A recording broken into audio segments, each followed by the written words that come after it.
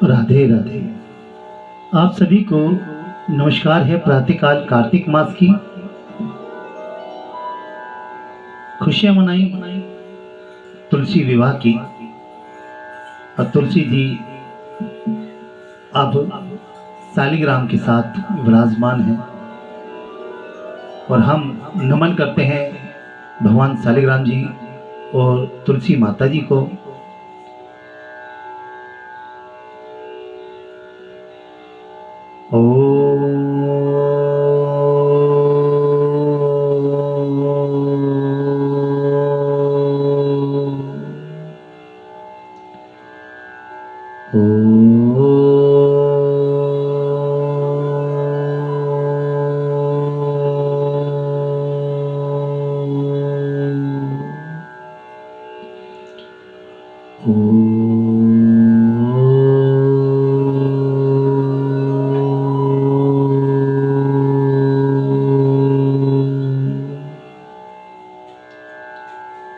इस एक ओंकार में सब समाया है। इसी की ध्वनि से पूरे संसार में ध्वनि का एक प्रारूप बना है। ये ओम सर्वकार सर्वेश्वर सर्व परमात्माओं में एक है। कहते हैं प्रातःकाल ओम का उच्चारण करें तो बहुत सी समस्याओं का निदान होता है, बहुत सी परेशानियां दूर होती हैं, शरीर स्वस्थ होता है और मन एकाग्र होता है। पूरी दिन भर की दिनचर्या उस ओम में समा जाती है। अगर नित्य प्रतिदिन व्यक्ति इसका ध्यान, इसका उच्चारण नित्य प्रतिदिन समय अनुसार करे प्रातःकाल, तो कहते हैं शारीरिक रूप से, मानसिक रूप से और भौतिक रूप से इसका प्रभाव आज भी है। ये पूरा संसार मानता है, पूरा संसार कोई भी हो, इसमें किसी धर्म विशेष की बात नहीं है, सभी लोग मानते हैं। तो आइए प्रारंभ करते हैं कार्तिक के अंतिम क्षणों की कथाओं को। ओम समगम विगदंतेहबलम गजकर्णाय नमामि लंबोदराय विकटविनायक धूम्रकेतु गणभालचंद्राय नमामि। हे गजरंधारी नमामि गणाधिपते गंगणेशाय नमः। रिद्धि सिद्धर्ष मुनिदाता हे कुमार कार्तिकाय महागौरी नंदी महाराज हनुमंत हनुमंतेशाय नमामि नमः। गुरुर्ब्रह्मा गुरुर्विष्णु गुरुर्देवो महेश्वराय गुरुर्साक्षात् परब्रह्म तस्मै श्री गुरुवे नमः। गजाननं भूतागणैः कपित जम्बूफलं चारुभक्षणं उमासुप्तं शोक विनाशकारकं नमामि विघ्नेश्वर पाद पंकजं। वक्रतुंडेश्वराय नमामि नमः। सर्वमंगल मांगल्ये शिवे सर्वार्थ साधिके शरणाय त्र्यंबके गौरी नारायणी नमस्ते नमामि नमः। मंगलम भगवान विष्णु मंगलम गरुड़ध्वजा मंगलम पुंडरीकाक्षाय मंगलम तनोहरे विष्णु विष्णुदेवाय नमामि नमः।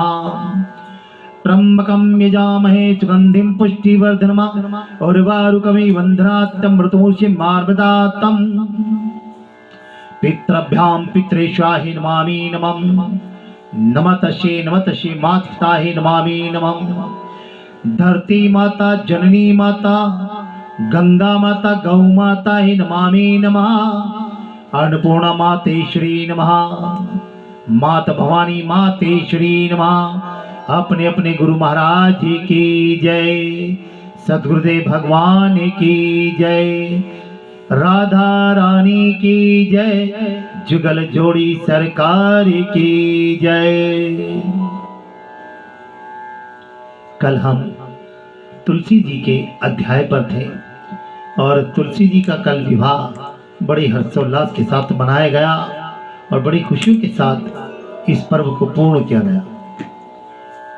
और कहते हैं कि देवउठनी के बाद से ही विवाह पद्धतियां प्रारंभ हो जाती हैं और इसमें किसी की आवश्यकता नहीं होती। ये अनसुलझा साया माना जाता है और इसमें किसी व्यक्ति से पूछने की आवश्यकता नहीं होती कि आज का मुहूर्त क्या है, आज तिथि क्या है, फेरों का तिथि कब होगी, कोई आवश्यकता नहीं होती। देवउठनी उठी तो मान लीजिए आप किसी भी मुहूर्त में विवाह कर सकते हैं। ये बहुत अच्छा समय होता है, ऐसा माना गया शास्त्रों के हिसाब से और बुद्धिजीवी और हमारे पूर्वजों के हिसाब से।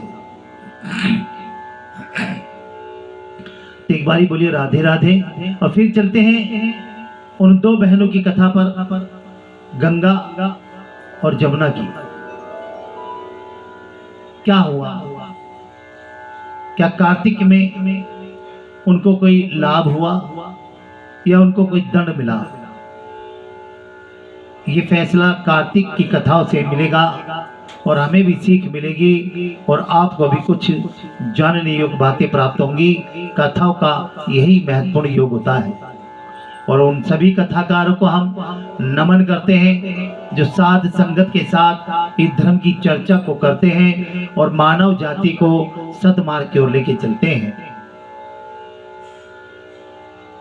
अपने अपने गुरु को नमन करते हुए आप सभी से प्रार्थना करेंगे कि सभी के लिए, सभी दुखी जनों के लिए और सभी जो गंगा जी पर यात्रा करने गए हैं उन सब के लिए प्रेम से बोली राधे राधे। प्रार्थना कीजिए कथाओं में कि सभी सकुशल अपने घर पर आए, यात्रा पूर्ण करके और अपने घर के इष्ट देवी देवताओं, माता पिताओं, भाई बहन बंधुओं के साथ उस व्यतीत जीवन का जो वहां पर क्षण भर का भी जीवन भी आपने बिताया है, समय बिताया है, उसका भाग उन सबको बांटिए जिसका कि लाभ सभी को प्राप्त हो। बोली राधे राधे। एक गंगा थी, एक जमुना थी। दोनों बहनें एक साहूकार के खेत में से जा रही थी। जमुना ने 12 दाने, 12 ज्यादा नहीं, 12 दाने गेहूं के खेत से तोड़ लिए और गंगा बोली कि बहन ये तो चोरी हो गई, तुझे पाप लग गया। जमुना बोली कि अब ये कैसे उतरेगा? गंगा बोली कि 12 बरस साहूकार के नौकरी करने से उतरेगा। जमुना साहूकार के यहाँ गई और बोली कि मुझे नौकर रख लो। देखिए 12 दाने थे और सत्य कितना बलवान है कि 12 दानों पर भी भारी पड़ गए। पूछा नहीं था इसलिए। खैर वो वहां काम के लिए गई। 4 काम छोड़कर मैं तुम्हारे सारे काम कर लूंगी। एक तो झूठे बर्तन नहीं धोऊंगी, झाड़ू नहीं लगाऊं, सेज नहीं बिछाऊं और दिया नहीं चाहूं। साहूकार ने उसे नौकर रख लिया और 12 बरस बाद कुंभ का मेला आया। कुंभ साहूकार कुंभ मेले में साहूकारनी के साथ गया और जब वो जाने लगे तो जमुना के उन्हें एक सोने का टक्का दिया। जमुना ने उन्हें एक सोने का टक्का दिया और बोली कि वहां मेरी बहन गंगा है, उसको यह दे देना, कह देना कि बहन जमुना ने भेजा है। तो वह हाथ पसारकर गोरी गोरी बायों में हरी हरी चूड़ियां पहन लेंगी। वह लोग वहां जाकर सोने का टक्का देने लगे तो गंगा ने हरी हरी चूड़ियां, गोरी गोरी बैया हाथ पसार कर टका लिया और बोली कि मेरी बहन जमुना से कह देना कि अब तेरे 12 बरस पूरे हो गए, तेरे 12 बरस पूरे हो गए अब आ जा।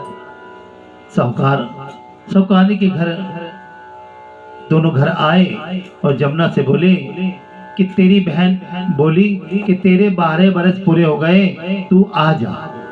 ये सुनते ही जमुना सहज धारा होकर बहने लगी, सहस्त्र धारा होकर बहने लगी। साहूकारनी को जब ये पता लगा कि जमुना माता हमारे सारे काम करती थी तो मूंदे माथे पड़ गए और सोचने लगे कि अब क्या होगा।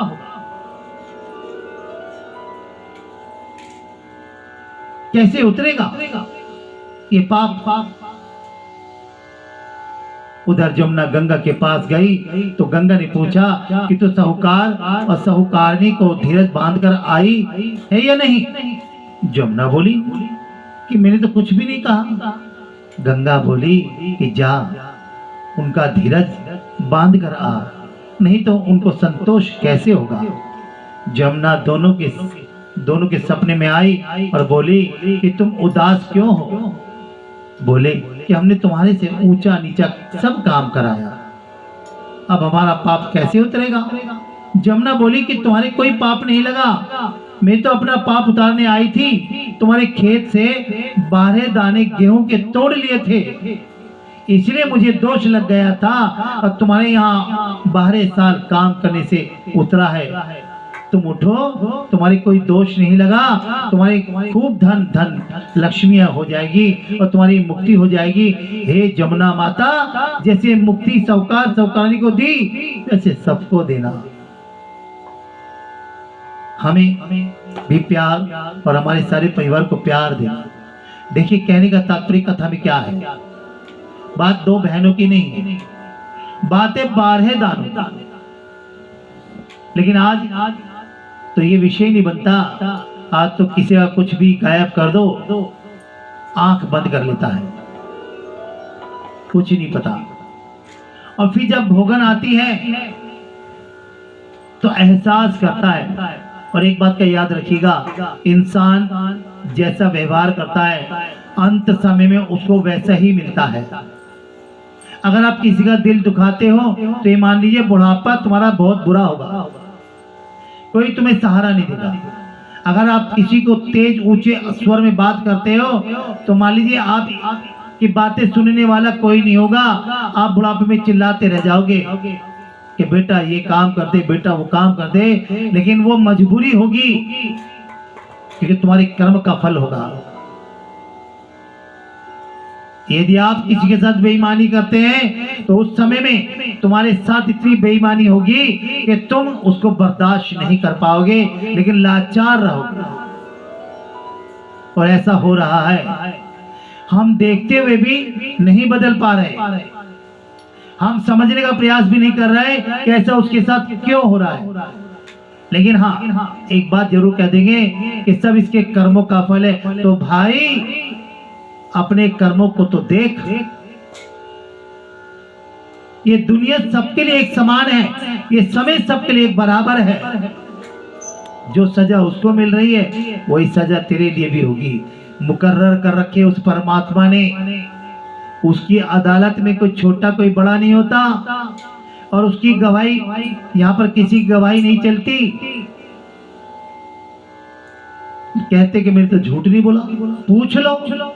इस संसार में पूछना करवाते हैं। वो व्यक्ति सबसे बड़ा झूठा इंसान होता है जो ये कहता है कि मैंने जीवन में झूठ नहीं बोला। सबसे पहला झूठ उसका यही होता है। तो साथियों और मेरी माताओं बहनों, सभी से गुजारिश करूंगा, प्रार्थना करूंगा कि कुछ भी हो जाए, अगर सच नहीं बोल सकते तो झूठ का भी सहारा मत लेना। और झूठ का सहारा लोगे तो फिर तैयार रहना। जो गीता में लिखा है ना कि कर्म किए जा फल की इच्छा मत कर ए इंसान। और जैसे कर्म करेगा तो वैसे ही फल मिलेगा। और फल की रही बात तो कर्म तो प्रमाण देता है आपको। अगर आप अनाज बोते हो तो कर्म किया है, अनाज उगेगा, इंतजार है, सब्र है। अनाज उगा, उसको काटा, साफ किया, बाजार में गया, तब तुम्हारा मेहनताना मिला, तब तुमने जाके के वो अन्न खाया, पेट भरा, लोगों को पेट भरवाया। यही तो कर्म है। लेकिन आपने धर्म युक्त कर्म किया है।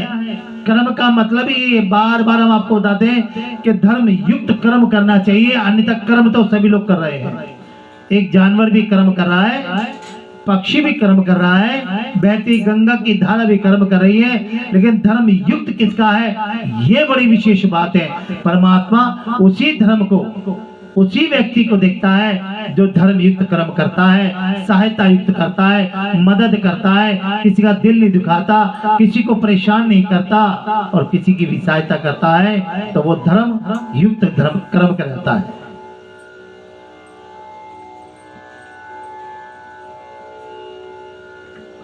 तो इसलिए हमें जो भी कर्म करने हैं तो धर्म युक्त करने हैं।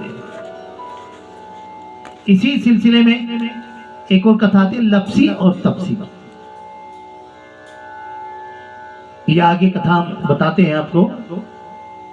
बोली राधे राधे। लपसी और तपसी, एक लपसी था और एक तपसी था। तपसी तो भगवान की तपस्या करता था और लपसी रोजाना 100 सेर हलवा बनाकर भगवान को भोग लगाकर ताली हिलाकर जिमा लेता। ताली। एक दिन दोनों में झगड़ा हो गया। लपसी बोला कि मैं बड़ा, तपसी बोला मैं बड़ा। ये पीछे से ही चला आ रहा है, कार्तिक कथा से नहीं शुरू हुआ, शुरू से चला आ रहा है। कौन बड़ा बताएंगे इसके विषय में भी, लेकिन यहां पर देखिए कौन बड़ा है, क्योंकि मैं भगवान की तपस्या करता हूं।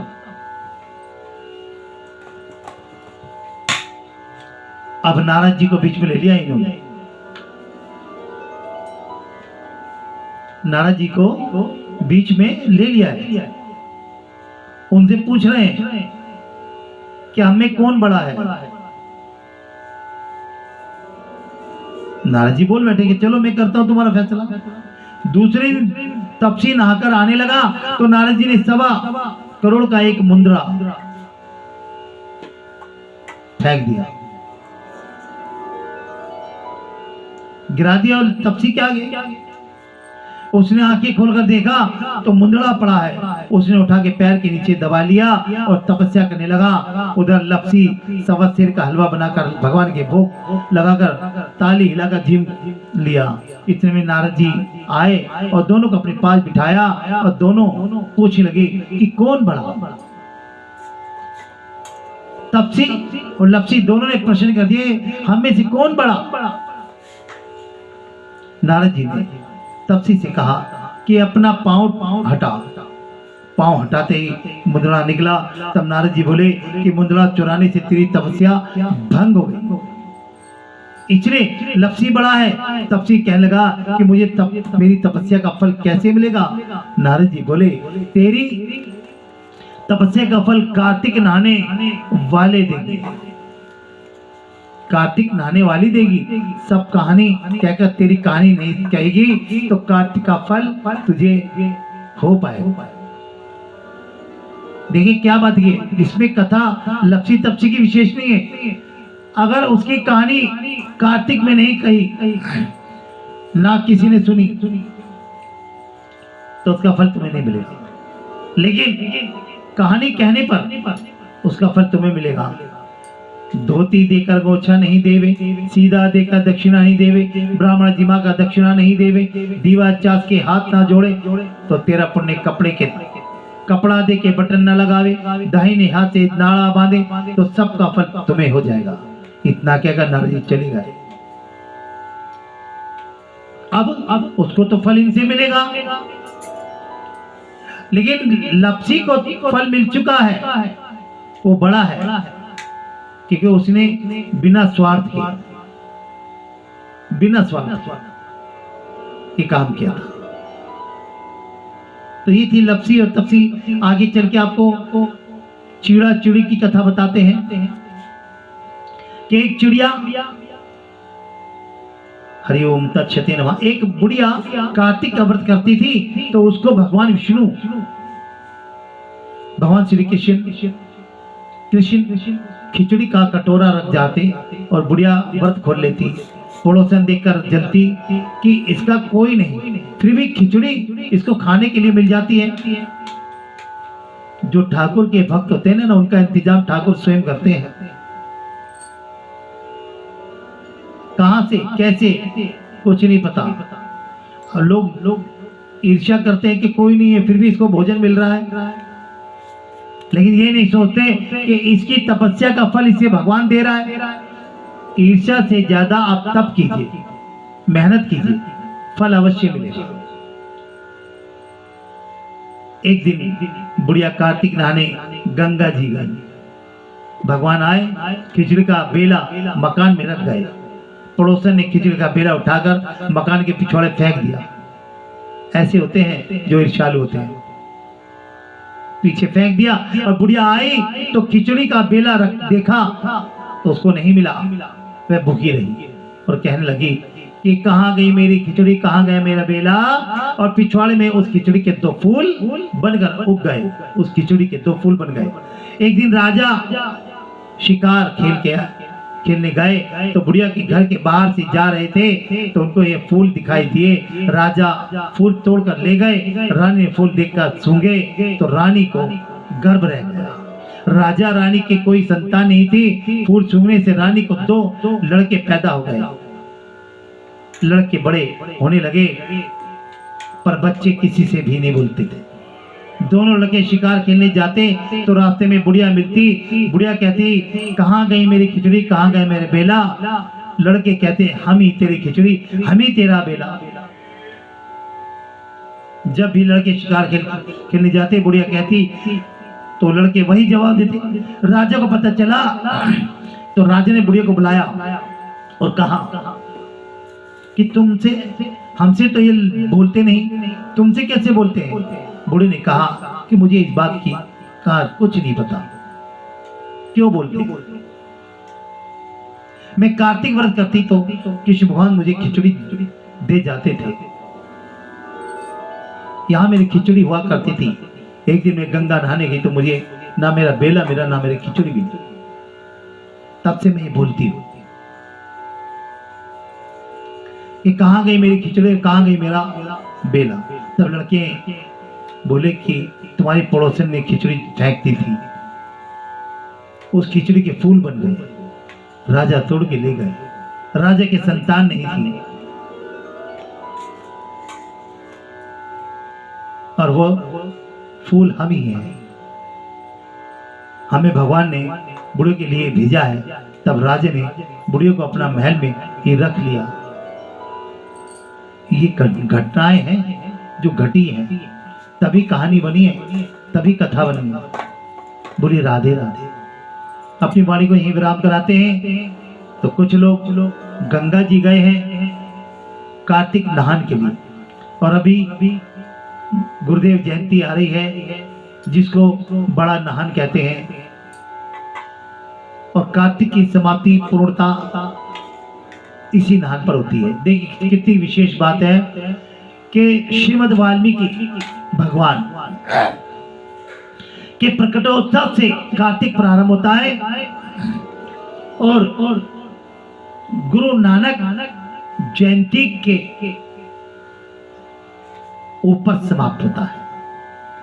आगे भी गुरु है और पीछे भी गुरु है, तो कार्तिक का महत्व बढ़ जाता है, इसलिए कार्तिक महान बन जाता है। और कोई गुरु नहीं है। एक गुरु ने ज्ञान दिया है, एक गुरु ने सेवा दी है, और इससे बड़ा है ही क्या इस संसार में।